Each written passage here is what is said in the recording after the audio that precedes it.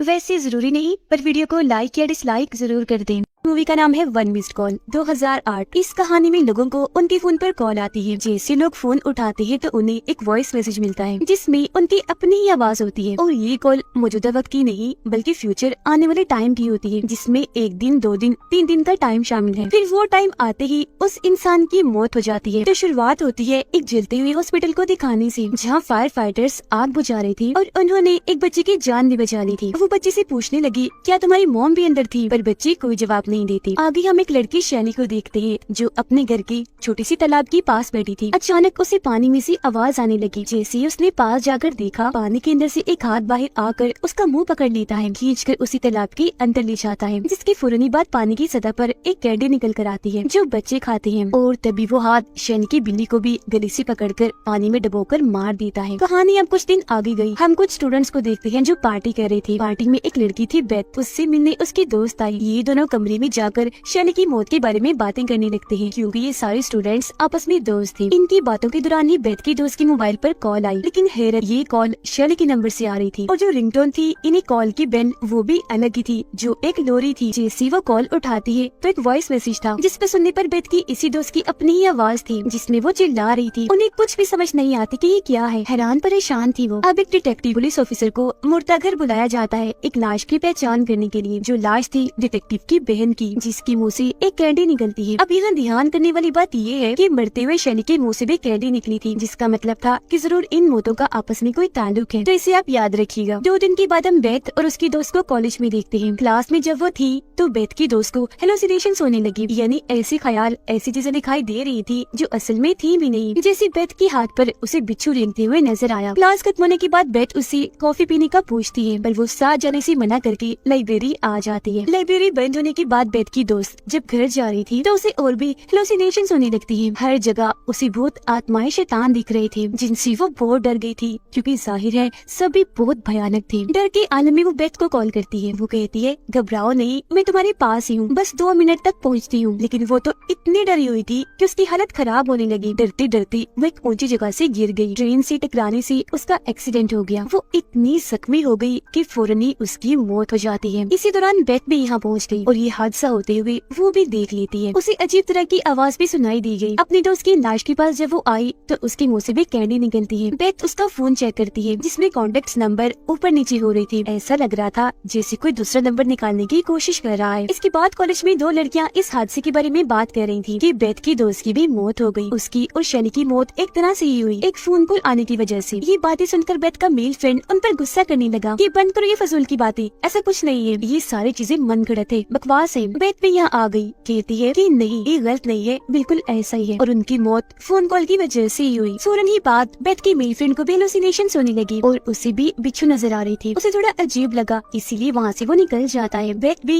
उसके पीछे पीछे आई। तब उसका मेल फ्रेंड बताने लगा कि मेरे पास भी इस तरह की कॉल आई है और उस पर जो टाइम है वो कुछ देर के बाद का है। फौरन ही उसके दोस्त को भी वहाँ एक शैतान दिखा। वो काफी डर गया, वहाँ से जाने लगता है। बेथ उसे आवाज लगाती है क्योंकि वो अपना मोबाइल वहीं भूल कर जा रहा था। मोबाइल लेने जब वो वापस आया तो वो कुछ बोल रहा था जो उस वॉइस मैसेज में था, जिसकी फौरन ही बात यहाँ धमाका हुआ। एक रॉड आकर उसके आर पार हो जाता है, जिससे उसकी भी मौत हो जाती है। यहाँ पर भी बेथ को अजीब तरह की आवाज सुनाई दी, जिसके फौरन ही बात उसके दोस्त के मुंह से भी कैंडी निकलती है। सारी सूरत हाल को देखते हुए बेथ एक लेडी पुलिस ऑफिसर से मिलती है और उसे बता रही थी कि मेरे 2 दोस्तों की अचानक ही मौत हो गई। मरने से पहले उनके पास कॉल्स आई। मेरे ख्याल से उनकी मौत का कोई न कोई ताल्लुक उन कॉल से है। मरने के बाद उनके मुँह से कैंडीज भी निकली। पुलिस ऑफिसर उसकी बातों को गौर से सुन तो रही थी पर यकीन नहीं करती, लेकिन उनकी ये सारी बातें वो डिटेक्टिव सुन लेता है, जिसे हमने शुरुआत में देखा, जिसे मुर्दा घर में बुलाया गया था। वो बेथ को बताता है कि कुछ दिन पहले मेरी बहन की भी मौत बिल्कुल इसी तरह से हुई। शैली जिसकी मौत तालाब में डूबने से हुई, वो और मेरी बहन एक हॉस्पिटल में नर्स थी। पहले मेरी बहन की मौत हुई, फिर 2 दिन के बाद शैली की। मेरी बहन के मुँह से भी लाल रंग की कैंडी निकली थी, इसलिए मैं भी इस बात को मानता हूँ कि जरूर इन फोन कॉल्स, कैंडीज और इन मौतों के बीच कोई ताल्लुक है। वो फिर बेथ को अपना मोबाइल नंबर देते हुए कहता है कि कोई भी मदद चाहिए राब्ता कर लेना, मैं भी इन सब मरने वालों की फोन कॉल्स की डिटेल्स निकाल कर तुम्हें बताऊंगा। बेथ जब घर आई तो देखती है कि उसकी रूममेट यानी जो इस घर में उसके साथ रह रही थी वो काफी डरी हुई थी। बेथ को बताती है कि हमारी मेल फ्रेंड के मोबाइल में मेरा नंबर भी था, हो ना हो अगली कॉल मुझे ही आएगी, लेकिन मैं मरना नहीं चाहती। तब उसे रिलैक्स करने के लिए बेथ अपने और उसके मोबाइल की बैटरीज ही निकाल देती है और बोलती है कि देखो मैंने बैटरीज निकाल दी, अब रिलैक्स हो जाओ, हमें कोई कॉल नहीं आएगी। लेकिन रात को जब ये दोनों लड़कियां सो रही थी तो रिंगटोन होती है और ये रिंगटोन भी लोरी ही थी जो बेथ की रूममेट के मोबाइल पर आ रही थी। हालांकि उसके मोबाइल में बैटरी नहीं थी लेकिन फिर भी उसे कॉल आ रही थी। ये कॉल 2 दिन के बाद के टाइम की थी जो देखकर रूममेट काफी डर गई क्योंकि जो वॉइस मैसेज था उसमें रूममेट के चिल्लाने की आवाज थी। रात तो ऐसी गुजर गई पर सुबह होते ही ये लड़कियां उसका मोबाइल ही तोड़ देती है। रूममेट से मिलने फिर एक आदमी आया जो एक लाइव टीवी शो का मालिक था। उसे पता चला कि अगली कॉल रूममेट के पास आई थी, इसीलिए वो अपने टीवी शो में उसको लाना चाहता था ताकि उसके मरने के टाइम जो कुछ भी रूममेट के साथ हो रहा हो वो सब ये टीवी शो का मालिक लाइव दिखा सके। और रूममेट की जान भी जब वो बचा ली तो ये चीज भी हर कोई देख ले। लेकिन बेथ उसे ऐसा करने से मना कर देती है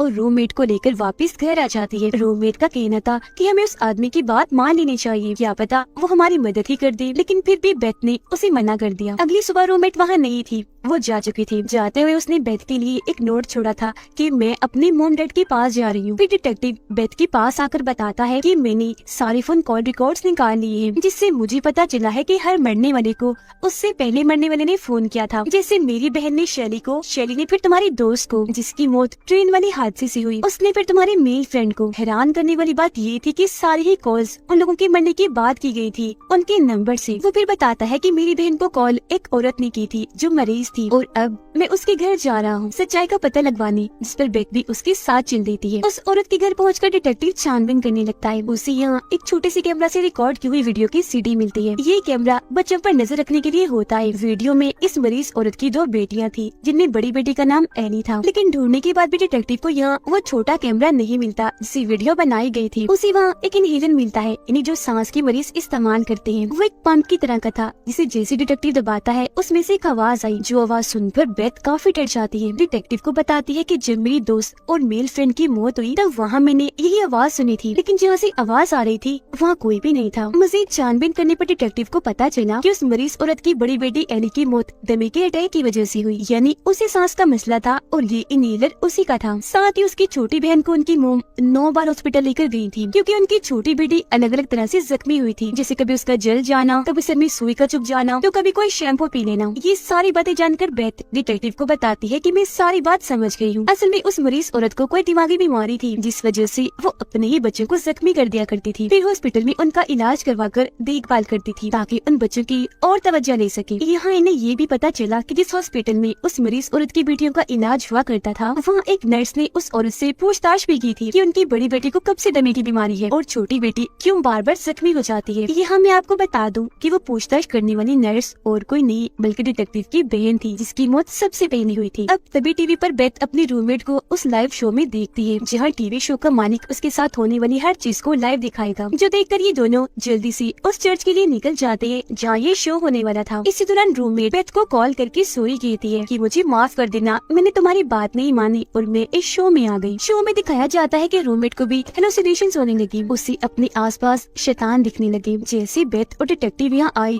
लाइट्स अपने आप ही बंद हो जाती है, जिसके बाद कोई शैतानी ताकत आकर रूममेट पर हमला कर देती है, उसका सांस रोककर जान से मार डालती है। लाइट वापस आ गई। बेथ अपनी रूममेट को मरा हुआ देखती है, उसकी मुंह से भी कैंडी निकलती है। तभी बेथ के पास अपने रूममेट की कॉल आती है जिसमें कल रात 7:55 का टाइम था। कॉल उठाने पर वॉइस मैसेज में बेथ की आवाज थी जिसमें वो चिल्ला रही थी, जिसका मतलब अगला मरने का नंबर बेथ का था। इसलिए डिटेक्टिव उसकी हिफाजत करने के लिए उसके साथ उसके घर पर ही रुकता है। अगली सुबह जब हुई तो दोनों ही काफी परेशान थे क्योंकि इनके पास बस शाम 7:55 तक का ही टाइम था बेथ को बचाने के लिए।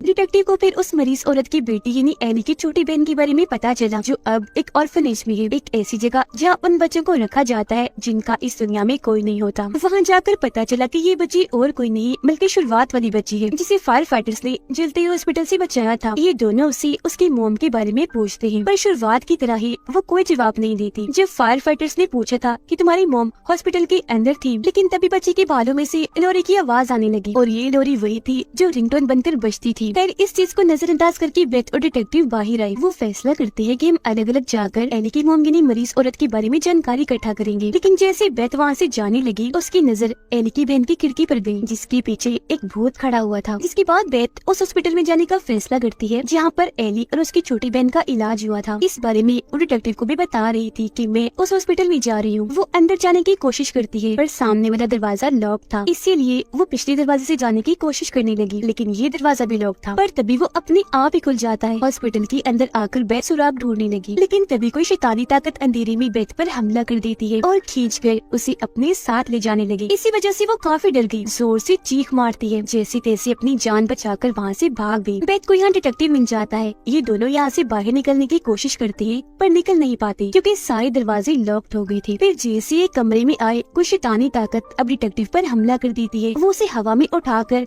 कमरे से बाहर फेंक के मारती है, जिससे डिटेक्टिव को इतनी चोट आई कि वो बेहोश हो गया। कमरे का दरवाजा भी लॉक्ड हो जाता है। बेथ को यहाँ वेंटिलेशन वाला छोटा सा रास्ता दिखता है, जिसके अंदर वो फौरन चली गई यहाँ से बाहर निकलने के लिए। जो वो उस रास्ते में थी तो उसके मोबाइल पर लगातार कॉल आ रही थी। फिर तभी बेथ को यहाँ एक जली हुई लाश दिखती है, जिसकी हालत बहुत खराब थी। उसके हाथ में एक मोबाइल था, जिसके जरिए ही बेथ के फोन पर कॉल जा रही थी। बेथ फौरन उससे फोन छीनकर तोड़ देती है। ऐसा होने से लाश में थोड़ी हलचल हुई। इसे देखकर बेथ वहाँ से भागने लगी। उसके पीछे पीछे लाश भी भागी। पास आती आती वो बेथ के ऊपर ही आ जाती है। वो काफी डर गई। लाश को कहती है, प्लीज डोंट हर्ट मी, यानी मुझे तकलीफ मत देना। बेथ बार बार यही लाइन दोहरा रही थी कि प्लीज डोंट हर्ट मी, जिससे फौरन लाश भी बेथ को कुछ नहीं करती, उल्टा ये कहती है फॉरगिव मी, यानी मुझे माफ कर दो। तभी इधर डिटेक्टिव भी आ गया। देखता है कि 7:55 हो गई है, पर बेथ की जान नहीं गई, वो बच गई। अगले ही पल बहुत सारे पुलिस ऑफिसर्स आ गए उनकी जान बचाने के लिए। बेथ डिटेक्टिव से कहती है कि मुझे यहाँ लाया गया इसलिए नहीं कि मार दिया जाए, बल्कि इसलिए कि मेरी जान बच जाए। उस जली हुई लाश ने ही मेरी जान बचाई। डिटेक्टिव ऑर्फनेज में जाता है एली की बहन से मिलने के लिए, पर वो सोई हुई थी। डिटेक्टिव को वहाँ बच्ची का भालू मिलता है और उसे पता चला कि वो छोटा कैमरा ही दरअसल ये भालू है। ये नहीं है तो ये कैमरा बस इसे भालू की शक्ल दी हुई है जो बच्चों पर नजर रखता है। उसमें से सीडी निकालकर डिटेक्टिव वीडियो देखने लगा और उसे पता चला कि इस बच्चे की मोम नहीं बल्कि उसकी बड़ी बहन एली ही उस पर जुल्म करती थी, उसे चोट पहुंचाती थी। हर दिन अलग अलग तरीके से वो अपनी बहन को जख्मी करती थी। ऐसा करने से उसे बहुत मजा आता था। लेकिन एक दिन उनकी मोम ने देख लिया कि एली अपनी छोटी बहन का हाथ काट रही है। एली की इस हरकत पर उसकी मोम को काफी गुस्सा आया। उन्होंने उसी कमरे में बंद कर दिया। छोटी बेटी को वो हॉस्पिटल ले गई। इसी दौरान एली को दमे का अटैक हुआ। वो अपनी मोम को कॉल करने लगी, पर इसी दौरान ही उसकी मौत हो गई। डिटेक्टिव के साथ ये वीडियो एली की छोटी बहन यानी वो बच्ची भी देख रही थी। वो बच्ची से पूछता है कि तुम्हारी बहन तुम पर जुल्म किया करती थी, इस बारे में तुमने अपनी मॉम को क्यों नहीं बताया? बच्ची बोली, मुझे जख्मी करने के बाद मेरी बहन मुझे एक कैंडी दिया करती थी, इसीलिए मैंने ये बात मॉम से छुपाई। उधर बेथ जब घर में अकेली थी तो उसके पास एली की आत्मा आती है जिसे बेथ नहीं देख पाती। तभी यहाँ डिटेक्टिव आ गया। बेथ को सारी बात बता देता है जो उसने वीडियो में देखी और कहता है कि तुम सही कह रही थी, एली की आत्मा ही सबको मार रही है और उसकी मॉम ने ही तुम्हारी जान बचाई जो वो जली हुई लाश थी। उनकी बातों के दौरान ही दरवाजे पर दस्तक हुई। डिटेक्टिव दरवाजे की छेद से देखने लगता है। हालांकि बेथ उसे ऐसा करने से मना भी करती है, पर वो नहीं मानता। अगले ही पल एक चाकू उस छेद से आकर डिटेक्टिव की आंख में घुस जाता है। उसका सर चीरते हुए दिमाग में घुस गया और तभी दरवाजा खोलकर एली की आत्मा अंदर आती है बेथ को मारने के लिए, जो अब पूरी तरह शैतान बन गई थी। लेकिन एक बार फिर एली की मोम यहाँ आकर बेथ की जान बचा लेती है। डिटेक्टिव की हालत इतनी खराब थी कि उसकी भी मौत हो जाती है। उसके मुंह से भी एक कैंडी बाहर आती है। उसके मोबाइल से फिर नंबर अपने आप ही डायल होने लगते हैं